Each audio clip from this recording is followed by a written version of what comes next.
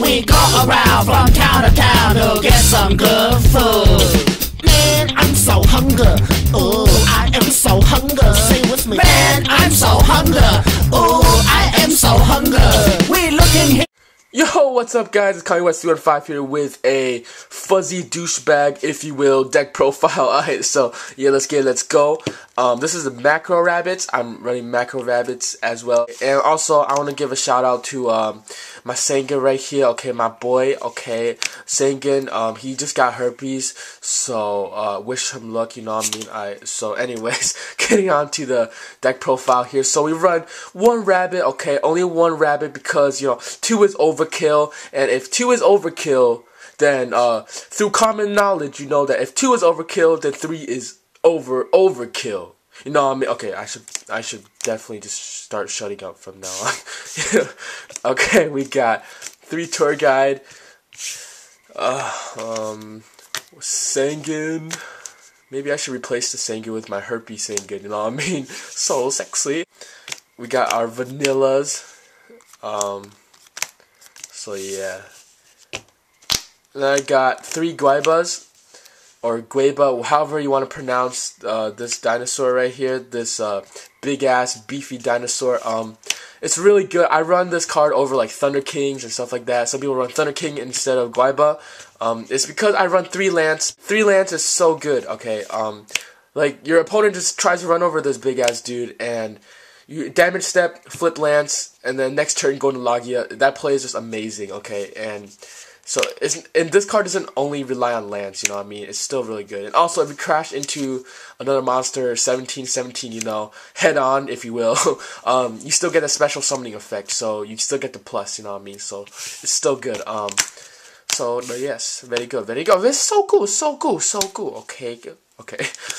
And lastly, for monsters, it's a really low monster count deck. I run 17 monsters.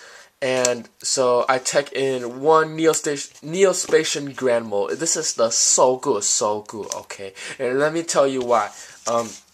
Usually, the situation where I use this is usually I have Logia with, let's say, for example, Logia with materials, right? You know, it could be a Raikou, you know what I mean? It could be Snowman Eater. I don't want to deal with that shit, you know what I mean? So, usually, I don't have a Dolka out, so I can't really do anything. I don't run Chalice, so I just summon him, bounce, and poke, and just keep doing that, you know. Your opponent has no outs. It's so good. Well, okay. Not only that, but this card is amazing. It deals with all problematic cards. Okay. Not all, but all problematic monsters, pretty much. You know how Dino Rabbit has kind of had a pet peeve for going against, you know, high attack, big beefy monsters, and like big Ixies, big Synchros. You know, this card solves the problem, you know, so good. And also, usually it forces your opponent to solemn it, so that's 1 less solemn to target on your rabbits, so that's a good one. So yeah, 17 monsters, that's all I'm playing in a 41 card deck. So for spells, we got the Tree Lance, okay? We played the Tree Lance. So 3 Lance because you just want to protect all your monsters, you know. Even when you have a vanilla, okay, and you have another vanilla in your hand, if they attack into this, you might even want to damage step Lance because next turn you can just drop that other vanilla, you know, just take a dump, you know what I mean? Literally and figuratively, and just whip out that Logia in their face next turn. So this card is so versatile, has so many different uses, and the Guayba combo is just so sexy, okay? And we got 3 MST, you know, back row hate. I just hate back row, you know what I mean? You might be thinking, you know, 3 MST, 3 Lance, it's a little overkill, but I think in this format, people are running around with double bottomless, double torrential, everything, double solemn, stuff like that. This is not overkill, you know what I mean? I think it's pretty sexy. Okay, I'll just shut up now. Alright, so now we got 1 Soul Taker, okay, I do not regret taking out a Smashing Ground for the Soul Taker. It's really good right now, especially the Hero matchup versus Shining. in the Chaos Dragon matchup versus Light Pulsar, you know, or just anything. This card just gets rid of problematic cards, you know what I mean? Like, any problem you have, this card just solves it. And plus, Smashing Ground, it didn't target, you couldn't choose your target. Soul Taker, you get to choose. It's really good, and it's just so good. Okay, so I might even bump to 2. It's just amazing. Next, we got our MVP. Okay, in my opinion, MVP Mind Control. This card is so good, so versatile. Okay, it's just so sexy. Okay, there's so many plays you can do with this. It's like, it's so crazy, just so crazy. Okay, like this, like just look at it. Okay, he's doing the dancing. Okay, he do the dancing. He do the dance. Okay, he do the dance. If he do the dance, then it the sexy. Okay, so there's so many plays you can do with this. Okay, for example, well, it's the obvious play, you know, just grab their monster and then just use it for Xyz material, and then it's just so good. Besides that, like a really cheap play I always do with Mind Control is it's kind of stupid, but like you have Lagia or something out, and then your opponent's sitting behind like a wall, you know what I mean? Figuratively, like a huge ass big wall, China or something, you know what I mean? For example, like a Zen Mains or like a Spirit Reaper, a cute little Gelin duo, you know what I mean? Or like a Crimson Shadow Armor Ninja, you know, and like he has low life. He's just staying behind that wall, you know what I mean? And you could just Mind Control attack the game. It's so simple, but it's really stupid. And we got one Avarice, one Moon. Yeah, one Moon, okay. Calm down, guys. One Hole, okay. One Reborn and one Heavy Storm, okay. Paw of Avarice, you must be like, what the hell? Why run the Paw of Avarice when you have the macro? Paw of Avarice, I still run it, okay. It's still amazing in this deck. It's mainly because macro, you don't draw macro first turn all the time. You know what I mean? Like, this card is rarely dead. Unless you have macro on board, this card's not dead, really.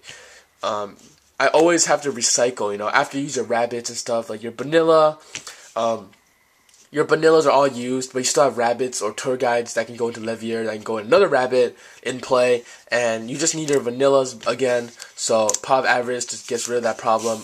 Or you need like more Lagias, more Dulcos or something. Usually you don't need more Dulcos, but if you need like another Lagia or something, just Paw of Avarice. It's amazing. Going on to the traps here, we got 2 macro, of course, because it's a macro rabbit deck. That's why I don't run any Veilers or Gores or any shit like that, you know what I mean? Because this card just interferes with it. I don't run Veiler, but if this card's on board, I can't run Veiler, and my opponent can't run Veiler or Maxi or anything like that, any of those annoying cards. So yeah, this is so good, and I believe this is the best version of, one of the best versions of Rabbit right now because of the meta. You know, this card stops you know, Chaos Dragons, Dark Worlds, you know, stuff like that. Insectors, of course. It's just so good. Okay, that's why I run the macro version, and I saw a third one. Okay, and so yes, so good. Okay, and then we run the Solemn Brigade, of course. 2 Bottomless Trap Hole, 1 Torrential, okay, and 1 Mirror Force. Pretty good balance there. I could run the Torrential, but I want to keep it 41 count. You know what I mean? Pretty sexy, 41. 1 Compulse. This card is so good, okay? And let me tell you why, okay? Let's say you have a rabbit on board. They Veiler it, okay? You have Compulse, you set.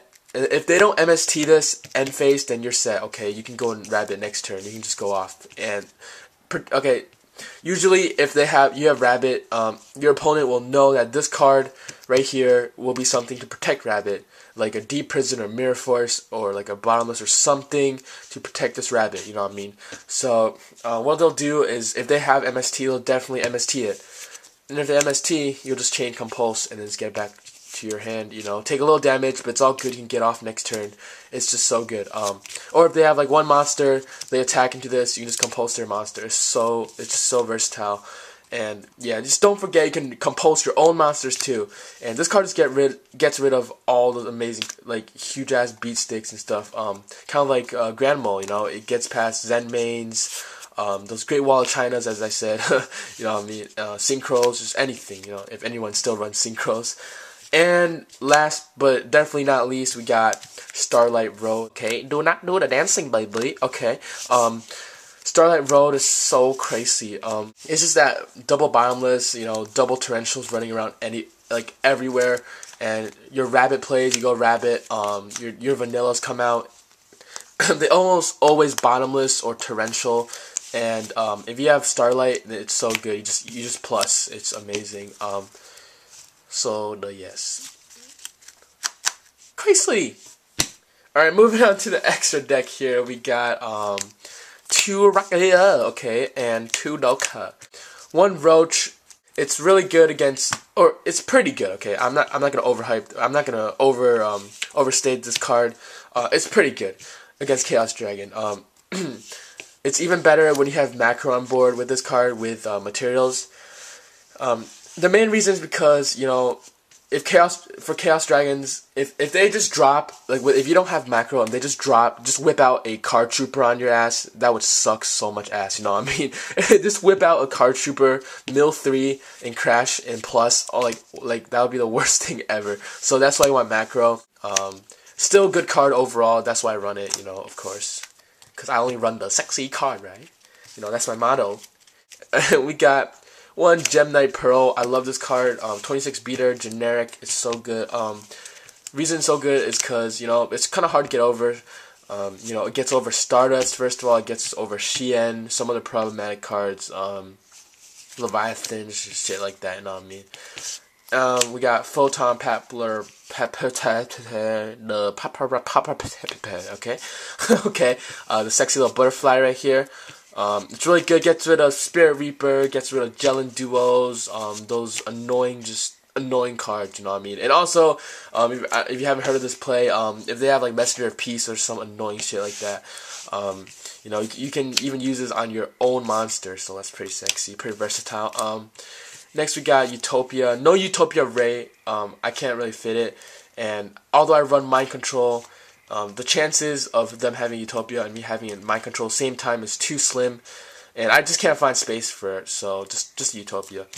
And 1 Maestroke. So, yes, this card is so good. It's like a Gotchi and Book of Moon all in one. So good, so good. Okay. For rank 3s, we got Zen Mains, Acid Golem, Tempo. This card won me a game. It's so good. It just destroys Exceeds. It's so good. And yeah, it can go up to a 2700 beaters, which is pretty crazy. So, yes. And then we got Levier, of course, pretty obvious. I would run 2. I just can't find space really.